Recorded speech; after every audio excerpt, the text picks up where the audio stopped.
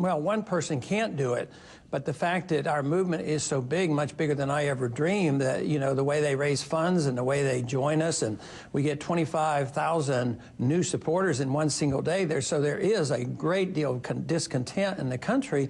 So it takes an army of people who believe a certain way, who's willing to look at this in an objective manner, and I think we're further along. I think it's the first time in history where a grassroots-type candidate, an independent-minded person, has been able to compete with the special interests. I think that is the message of what's happening here. We've been able to raise enough funds. We don't have as much money as others, but we get their attention. You know, raising $6 million in one day is a special event. But now we can compete, and this scares those people who are controlled in government for so years, whether it's the banking interest, the military-industrial complex, whether it's the medical industry. So many people have so much control in Washington, and yet we're able to compete with them, and I think that's very encouraging, and this invites even more people in, because I'm convinced we're the majority. If you take the base of the Republican Party and the base of the Democratic Party, I think you're down to about 30% of the people. So many people have dropped out or never joined in, and now they're joining our campaign. Ramos and Campion, the border guards, if you were president of the United States, what would you do?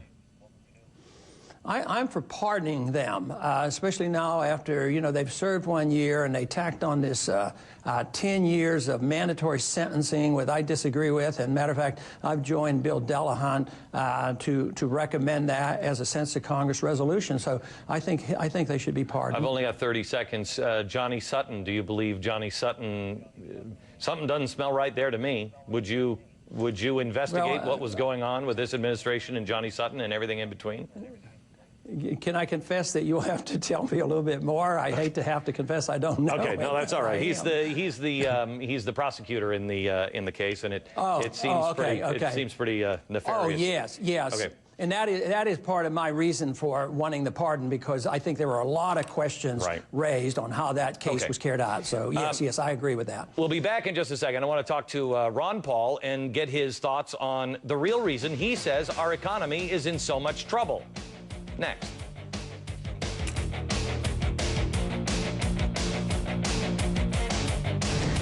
There's been one major thing that we have done wrong, and one major thing that we do right to solve all that. We should just follow the Constitution.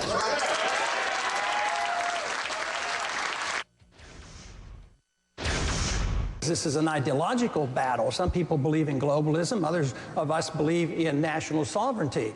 And there is a move on toward a North American Union, just like early on there was a move on for a European Union, and it eventually ended up. So we had NAFTA and moving toward a NAFTA highway. These are real things. It's not somebody made these up. It's not a conspiracy. Back with presidential candidate Dr. Ron Paul. One of the places that I think you and I agree on probably the most is economy and our government spending. We're spending ourselves right back to 1929, if we're lucky, I believe. And boy, there's some just bad things that are popping up that nobody seems to want to look at. 70% of the real gross domestic product in our country, 70% is just from people spending money. How did we get to this point? And more importantly, as president of the United States, what would you do to get us out of it?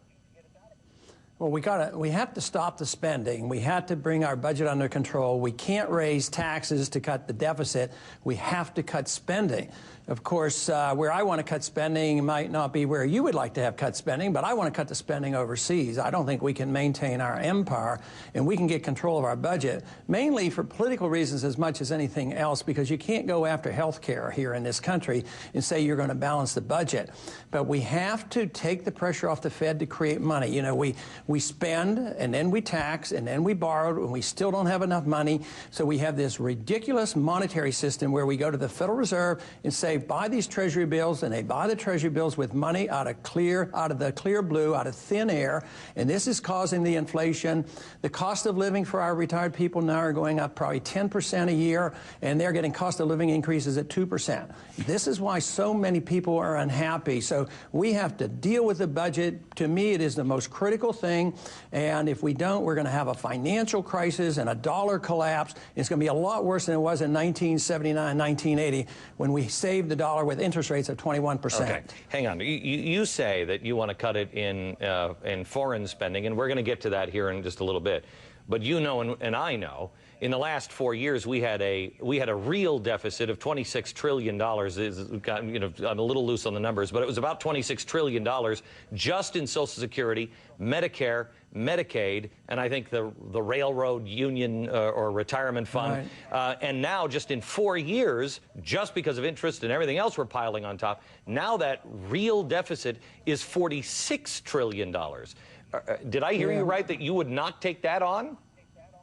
Oh, no, we have to, and those are future obligations. What I was talking about was tomorrow's budget. We have to immediately change the tone of it so that we don't have these huge deficits and we continue to increase it. But, you know, the Republicans were elected to do something about that, so what did we do? We passed doubling the size of the Department of Education and had prescription drug programs, increased these entitlements, and they can't be paid. And this is why the young people are frightened by what's happening. I think it's one of the reasons the young people are coming to our campaign is that I want them to get out of the system. I want them to get out of Social Security if they want.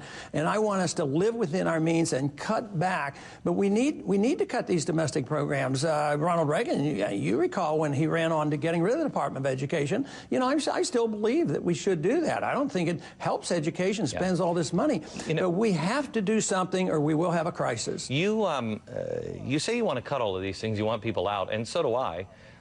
You want to go back to more of a libertarian kind of life, and that's really where we started. We were libertarians at the beginning, but I have to tell you, sir, if you read the Founding Fathers' words, and I know you do, they said you got to be a religious and moral people. Well, we're, generally speaking, not necessarily a religious and moral people. There are people that will not do for themselves. How do you finally say to people, you know what? You don't have a right to health care. You don't have a right to all of these things that we've given. Bloomberg just today is starting to pay people for showing up to go to free school. How do you get off that? Well, I think you just deny them the benefits, and we will be denying the benefits when we run out of money and the system collapses. All I want to do is make sure we start before we have the financial crisis. But we are an immoral nation, but the immorality is through our government. You know, Bastiat, when he wrote the law, he made this very clearly. The point, he says, if you and I can't steal from our neighbors, we don't have the moral right to ask our government to do the same thing. So it is the moral aspect of the law. And we have become an immoral nation because we think that if you transfer wealth through the government force, that it's legitimate, it's an entitlement, and they have a right to it. And as long as we have that, no, there's no way, you and I would probably agree with that, there's no way we can solve our problems. But if you feed the system and allow people to get these benefits and perpetuate the welfare state, it never will reverse. So I say, let's start reversing it and start cutting the spending. Back in a second with presidential candidate Ron Paul.